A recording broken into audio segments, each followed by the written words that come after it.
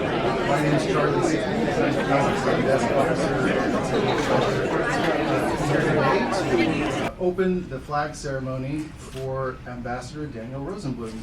Today we celebrate nearly 28 years of exemplary public service, and it's great to see so many old friends and colleagues gathered in one room. So thank you for coming. Today's ceremony will be officiated by Ambassador Don Liu, who was the former Assistant Secretary of State for South and Central Asian Affairs and is currently of Georgetown University. So we very much appreciate him coming today to oversee the ceremony. Before I turn it over to Don, I do want to mention three things. First, thank you to Maritza Gunn, whose time and effort and decisions made sure that this event was the success that it is. We really value and appreciate her time and effort. Second, after the ceremony, if you don't have an employee badge, we do have to escort you back out to the front door, so just find one of us and we'll be happy to do that for you. And lastly, if you don't have a glass already, we will have a toast, so there'll be some trays coming around, so please snag a beverage of your choice and we'll be ready for the opportunity to raise a glass. With that, I will turn it to Ambassador Liu. Thank you again for coming.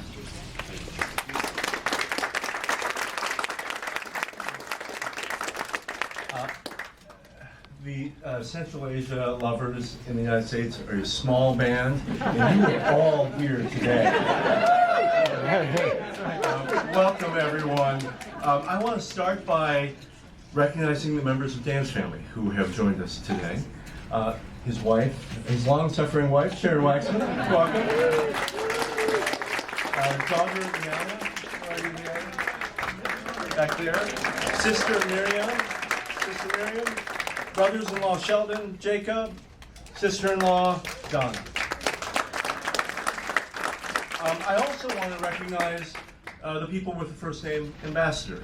Those are Ambassadors Bass, Courtney, Hoagland, Hoffman, Kennedy, Mustard, O'Keefe, Shapiro, Spratlin, Teft, Yovanovich, and Pomerstein. They will give ambassadorships to anyone.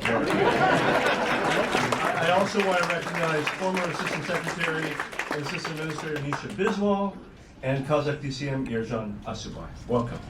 Yes. We have a time-honored tradition here at the State Department in which when one of our own, who has been confirmed by the Senate and given the rank of ambassador, is heading towards retirement, we offer a flag ceremony. And today's flag ceremony celebrates our friend Dan Rosenblum, who has served with distinction as the U.S. Ambassador to Kazakhstan, and before that, the U.S. Ambassador to Uzbekistan. And many of us know Dan from his remarkable service here in Washington. I first met Dan 25 years ago when he was a lowly junior assistance officer promoting democracy in Russia. And if you remember back 25 years, that was when Putin had just been elected for the first time as president. And Dan, you have done a fine job promoting democracy in Russia. Dan went on to rise through the ranks and became deputy coordinator and eventually coordinator of the Office of the Assistance Coordinator in Europe, looking after aid to the former Soviet Union, Western Balkans, and Central Europe. Following that dalliance with the European Bureau, he saw the light, and he came over to the far superior South and Central Asia Bureau, where he served as Deputy Assistant Secretary for Central Asia. I had the pleasure of serving with Dan when we were both ambassadors at neighboring posts in Central Asia. And if you know anything about Central Asia, which all of you do, most Central Asian countries don't like each other and are constantly squabbling over water or land or peoples. Anyway, I can remember being struck by one thing from Dan, that he often railed against the incompetence of the bozos here in Washington. And I had to ask myself, hadn't he just been a bozo here in Washington? Dan, for the past 4 years, I've had the chance to see you up close from my perch here in the State Department. So, on behalf of all of us bozos in Washington, we forgive you for the mean things that you have been saying about us all these many years. I can now confirm, sadly, however, that almost all those things are in fact true. Dan, you have been a remarkable U.S. ambassador, both in Uzbekistan and Kazakhstan, and you have served during historic times. In Uzbekistan, you guided the U.S. mission during the first years of the dramatic reforms of President Mirziyoyev. Then you came to Kazakhstan in the aftermath of the traumatic attempted coup in 2022, and you led both embassies with courage and with integrity. Dan and Sharon, on behalf of the Secretary, I have two flags to present to you today, if you'll stand. The first is an American flag for Sharon, in recognition of your contributions and sacrifice across your career in support of American values.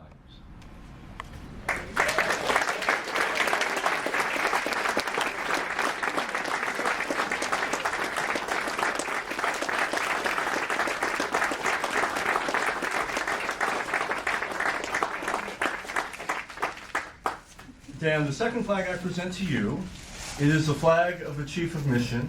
It is in recognition of your extraordinary service to our country over almost 3 decades.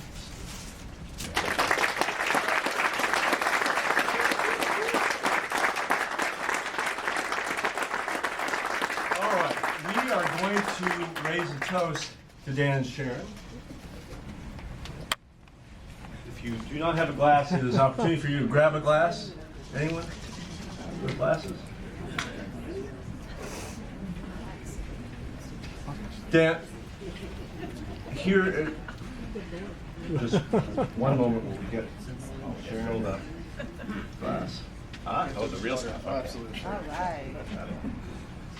Yeah, President Akayev always said you can't toast with water. Yeah.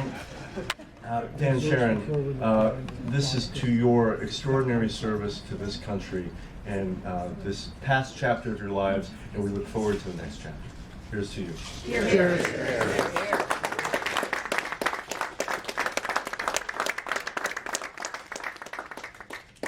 I offer to you Ambassador Dan Rosenblum.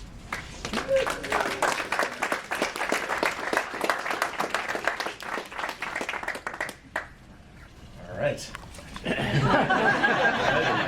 You know what you're in for here. A few less.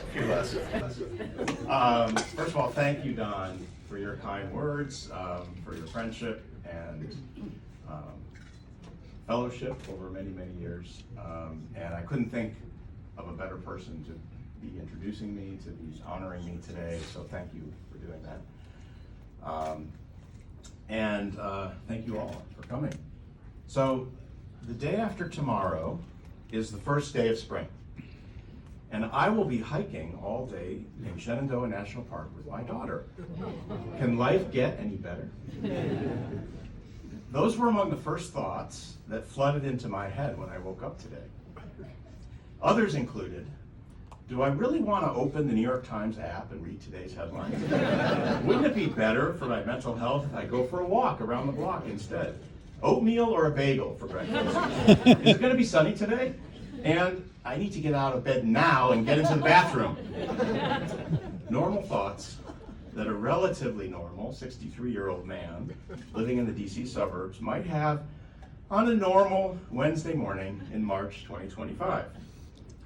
Yet today, it's not a normal day for me or for anyone else in this room for at least 2 reasons. First, because it's March 2025, when the word normal is being redefined on a daily, if not hourly basis. Now, I want to read you a statement by someone I deeply respect that I think captures in part what we have all been feeling lately. Quote, "We are living in very extraordinary times. The human face of the world is changing so rapidly that none of the familiar political speedometers are adequate." Anyone recognize that quote? Who said it and when? Any guesses? I'll get you out of your suspense. It was Václav Havel, president of the Czech Republic addressing a joint session of the US Congress on February 21st, 1990. Now, putting aside the fact that Havel, had he been alive, might well have uttered the same words in March 2025, though with a tone of shock and horror rather than one of awe and joy. But you may also be thinking, why did Rosenblum pull up a 35-year-old Havel quote to use today, of all days? I'll answer that question in a few minutes. But for now, I just want to set your mind at ease. For me, this is a day to look back and to look ahead, not to look at today's headlines. So speaking of looking back, that brings me to the second reason this is no normal day. Today marks the ceremonial end of my 32-year career as a public servant. I should explain the 32 as opposed to the 28 that Don cited. That includes 28 years with the Department of State and 4 years back in the 1980s working in the United States Senate. I invited to today's ceremony friends and colleagues from every part of that 32-year career. And I am so deeply grateful that so many of you were able to come celebrate and perhaps for an hour or so, soak in a warm nostalgia bath together. By the way, when the speeches are over, I'm in favor of group hugs. That's always good. From the bottom of my heart, thanks for being here. Now, for those of you who endured either or both of my swearing-in ceremony speeches, I apologize for making you hear one last time what Secretary John Kerry shared with us his first day on the job in 2013, just around the corner from here in the C Street lobby. He quoted former Tennessee Senator Jim Sasser with having said, quote, "If you're driving down a country road and you see a turtle sitting on the top of a fence post, you know he had some help getting there." Today, think about it, yes. 3 times. Today, I remain a very grateful turtle who would never have ascended to any of the fence posts I reached without a lot of help from the people in this room and a bunch of others as well who couldn't be with us today. Anything I achieved over those 32 years would have been impossible, unthinkable without your support, your collaboration, your ideas, and your sacrifices. Now, any attempted list of thank yous would inevitably be incomplete. So instead, I want to tell you about 5 people who are not with us today. All of them, in fact, are no longer with us, if you know what I mean. You obviously do know what I mean, so I couldn't have said that. Yet each of them left their indelible mark on the world by working to improve others' lives with uncompromising and passionate purpose. And each in different ways helped guide me into a lifelong career of public service. Now, to be clear, these 5 were far from the only people to inspire, mentor, or guide me along the way. In fact, I live with my most important source of inspiration and guidance. That's Sharon, by the way, in case anyone was wondering. But for reasons that I can't entirely explain, the memory of these 5 individuals has been especially strong for me in recent weeks, and I want to honor them by naming them. Eric Lubbock, the 4th Baron Avebury, was a member of the British House of Lords who had once served as an MP from the Liberal Party. I worked for Lord Avebury as a research assistant for 6 months right after graduating from college in 1984. Eric was a world-class champion of the oppressed and exploited. He chaired the British Parliamentary Human Rights Caucus, advocating tirelessly on behalf of the East Timorese, the Tamils, Pakistani political prisoners, exiled Guyanese parliamentarians, indigenous peoples in Australia, mistreated British prisoners, and a host of other underdogs and forgotten folks. I learned from Eric to meet people on their own terms, to cherish the differences that make everyone unique, and not to give up on lost causes if you knew they were just causes. Carl Levin, my first employer when I moved to Washington in 1985, is still for me the epitome of a public servant. Representing Michigan in the Senate for 6 terms from 1979 to 2015, Carl was brilliant and intense and funny, and worked like hell to represent the interests of his constituents. He was also at times willing to go against the grain and take stances that might hurt him politically. To this day, whenever I am disappointed by a politician, hard to imagine, my memories of Karl remind me that something better is possible, that one can succeed in political life while actually having integrity and standing for something. Lyudmila Mikhailovna Alexeyeva was one of the founders in the 1970s of the Moscow-Helsinki group, an outspoken human rights advocate when that was a very dangerous thing to be in the Soviet Union.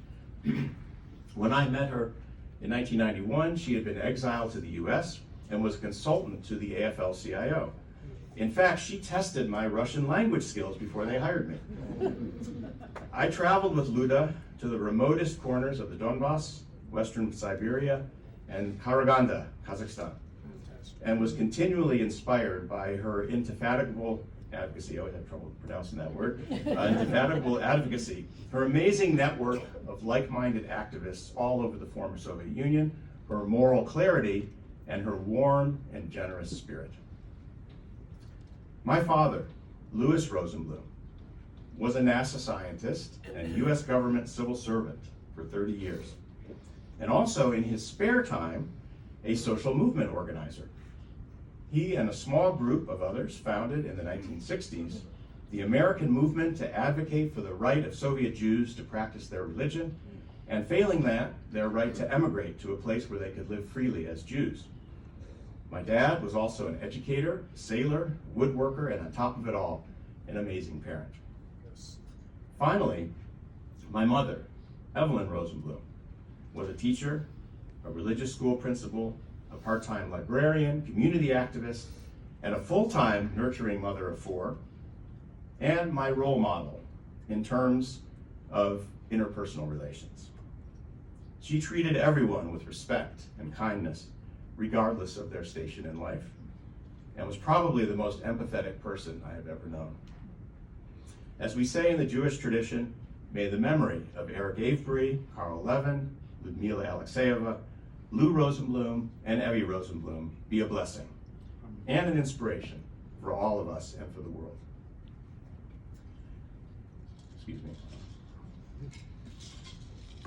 So public service was clearly in my genes. I was also extremely lucky to get to work directly and early on with some incredibly talented people who were committed to making the world a better place, and had the necessary skills to carry out the necessary practical steps toward that end. But why the former Soviet Union and Eastern Europe? Well, one reason is obvious. I grew up surrounded by the Soviet Jewry movement. I even met Soviet refuseniks, those who'd been refused the right to emigrate, on a regular basis throughout my childhood. And it was one of those refuseniks, a former dancer with the Kirov Ballet named Luba Bershatskaya, who taught me my first words of Russian at 9 years old. Ya хороший мальчик. But if it was true or not, but she taught me how to say it. But there was another factor. When I came of professional age in the late 80s and early 90s, the former Soviet Union was in many ways the most fascinating place on earth. And that brings me back to the Havel quote I mentioned earlier. When I read Havel's address to Congress in 1990, I was a graduate student pursuing my master's in Soviet studies at Johns Hopkins, SAIS. By the way, it was a great time to be a Soviet studies grad student. The extraordinary events of that period had a leveling effect. Our professors were confused and disoriented. We understood as much as they did. It was as if we were watching a movie together, constantly gasping at plot twists that none of us saw coming. Anyway, Havel's speech inspired me to write an op-ed that got published in the SAIS student newsletter, where it was likely read by about 10 people. I can no longer find a copy of the essay in question. It's probably buried in our attic somewhere. But I remember the basic argument I made, that the collapse of communism and the emergence of the United States as the world's sole superpower would make possible a new kind of foreign policy, one that would finally give primacy to human rights and good governance. The end of the Cold War, in other words, meant we would no longer have to compromise our values to practice realpolitik. Now, there's no doubt that my 28-year-old self was quite optimistic, maybe even a bit idealistic. But that was the zeitgeist of the time. Now, I never completely bought into the premise of Fukuyama's infamous end of history essay, but it sure felt like the arc of history was bending toward freedom and justice. The good guys were winning. Democracy was winning. The world was going to get more peaceful. Pax Americana. The question of the day was, could the good guys survive politically? Could they avoid collapse and begin to deliver results to improve the terrible economic situation they inherited? That question grabbed me and never let go. And so I devoted the better part of the next 35 years to trying to answer that question in the affirmative. Except, as the years went by, new questions kept coming, more numerous and increasingly complex. Who were the good guys, actually? Was it possible to overcome the so-called Soviet mentality, the deeply rooted habits of living in an authoritarian state? Should we forget about the older generation and concentrate all our attention on the generation born after 1991? How to treat the persistent, metastasizing cancer of corruption? If democracy didn't succeed in Russia, was it possible for it to take hold in the surrounding newly independent states? And what could or should outsiders like us do to help reform succeed, especially if there was no real political will to reform? And many, many more questions without easy or clear answers. During these past 35 years, I've become a lot more realistic about what's possible, a lot more skeptical about simple solutions. I've learned to love ambiguity and to embrace the gray. And somehow, I kept at the task day in, day out, year upon year, even as the questions got more complicated and the results and the impact less and less clear. Why? Now, I'm sure a piece of it was inertia. It was what I knew how to do, so I just kept doing it. A bigger part of it was I quickly realized how damn lucky I was to work each and every day with people I respected and liked being around. All the people in this room, for example. I can't believe they're paying me to be surrounded by incredibly smart and interesting and mostly nice people, all committed to a meaningful mission, I often said to myself, but never to my bosses, especially after we started saving for our kids' education. And underlying everything, I always felt I was making my country, the country I love, the country that, for all its faults and foibles, will always be my home, making that country more secure and prosperous. In the immortal words of the 1970s arena rock band Boston, this was more than a feeling. More than a feeling. You remember that song? I knew, I didn't feel, I knew that I was making my country stronger in the world and bringing the benefits of peace, security, and prosperity home to my fellow Americans. I was never lazy, or unproductive, or corrupt, nor were the vast, vast majority of my coworkers and colleagues from other agencies. We were hardworking, patriotic Americans striving to make America the greatest country in the world and a force for good in the world. We were carrying out, to the best of our ability, the policies of each administration, while also simultaneously carrying out the will of Congress, which provided our funding and authorized our programs. We made mistakes. We made misjudgments. How could we not, being human after all?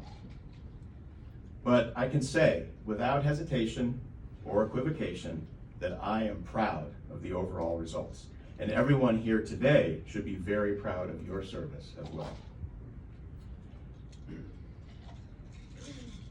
Now, earlier I told you about the 5 people who inspired me to public service. And now I'm going to bring this soliloquy to close, although not quite. It's not quite there yet, but we're getting there. But I'm going to bring it to a close by sharing my top 5 list of foreign policy principles. These principles were woven seamlessly all across my 32 years of service to the U.S. government. With this time-tested policy foundation under my feet, I could talk the talk and walk the walk as a diplomat. I could believe in the soundness, the effectiveness, and yes, the goodness of my mission. To this day, I hold these truths to be self-evident. Principle 1, the United States should engage in the world with the full range of our hard and soft power tools, because if we do not, the world is likely to become more unstable and more hostile to our interests. Neglect, or even worse, unilateral disarmament, breeds things that will ultimately threaten us at home. Exhibit A, Afghanistan in the 1990s. The United States, Principle 2, the United States should support consistently the principles of independence, sovereignty, and territorial integrity of nations. We should seek a world where sovereign nations can form whatever bonds and relationships they choose, free from pressure from more powerful neighbors. Principle 3, the United States will always be stronger and more effective in promoting our economic and security interests if we treat our allies as our closest partners. Our ability to form lasting friendships with other nations based on trust and shared values is the secret sauce that helped America thrive in the decades following World War II. And it is the recipe for us to retain our greatness in the world going forward. Principle 4, because the United States is not an ethno-state with identity rooted in shared blood, but is rather based on an idea, the idea that, quote, we are a new nation conceived in liberty and dedicated to the proposition that all men and women are created equal. Because of that, our country is nothing if we are not for something.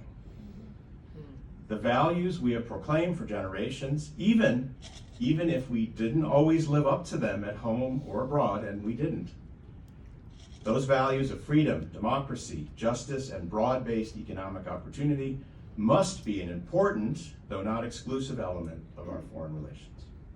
And Principle 5, the United States should be chief advocate for a rules-based international system rooted in international law and basic principles like might does not make right.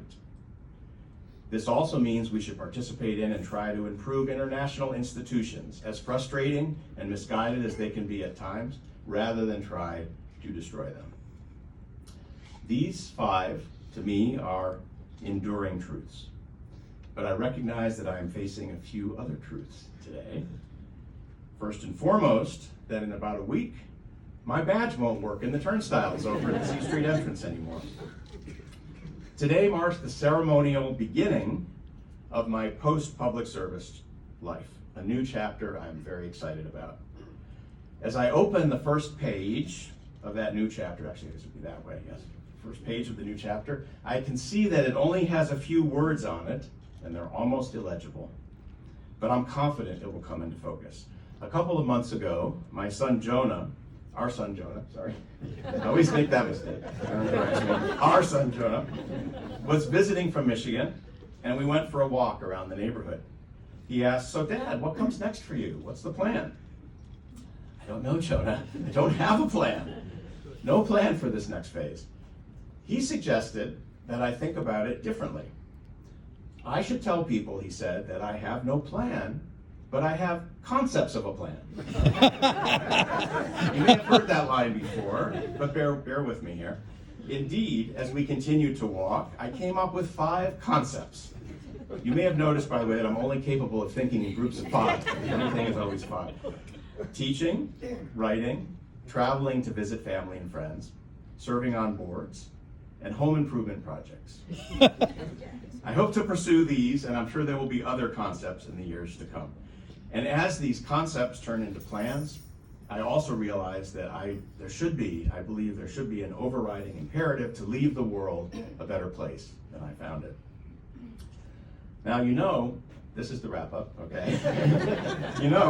During the 6 amazing years when I had the enormous honor and privilege to serve as a chief of mission at our embassies in Uzbekistan and Kazakhstan, I also chaired a shit ton of meetings. And I developed a habit, it became my signature move, of ending every staff meeting with a couple of dad jokes. I like to think, and I think there's a few people at least here who served. I think Brian is here somewhere anyway. And Caroline, of course, remembers this, yes. Judy. And Judy, Judy. Hi, Judy. So I like to think that my country teams appreciated a little levity at the end of what were often very serious, even depressing discussions. At least that's what they told me. More likely they thought I was shamelessly abusing my chief of mission authority. But in any event, when I resigned and left Astana, I lost many things, but above all, I lost my captive audience. So how could I close today's event without subjecting you, my family, my friends, my captive audience, to at least one more? So I'm going to share with you my two favorite Buddhism jokes.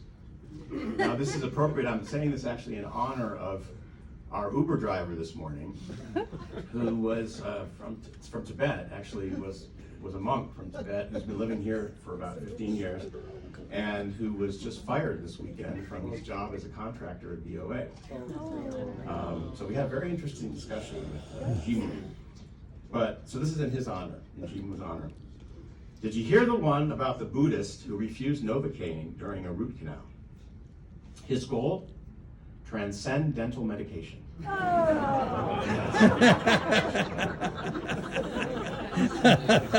let that sink in.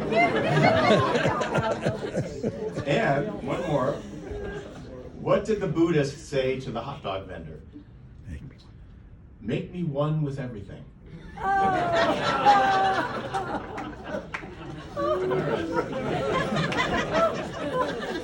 Okay, so I should probably drop the mic. This is the right drop for it. Just a couple more words.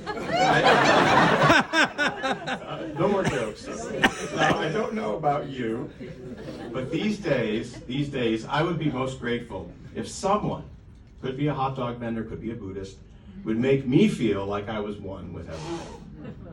But while I wait, and as I prepare to re-enter the reality of March 2025, I think about the best contribution I can possibly make to restoring and spreading the basic values and principles that have animated my life.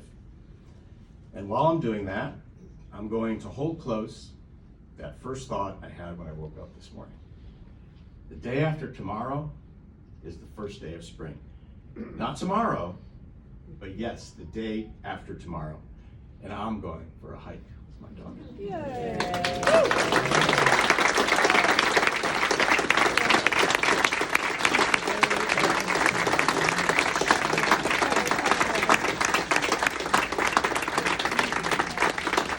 Thank you very much. That concludes the ceremony, but feel free to continue to stay.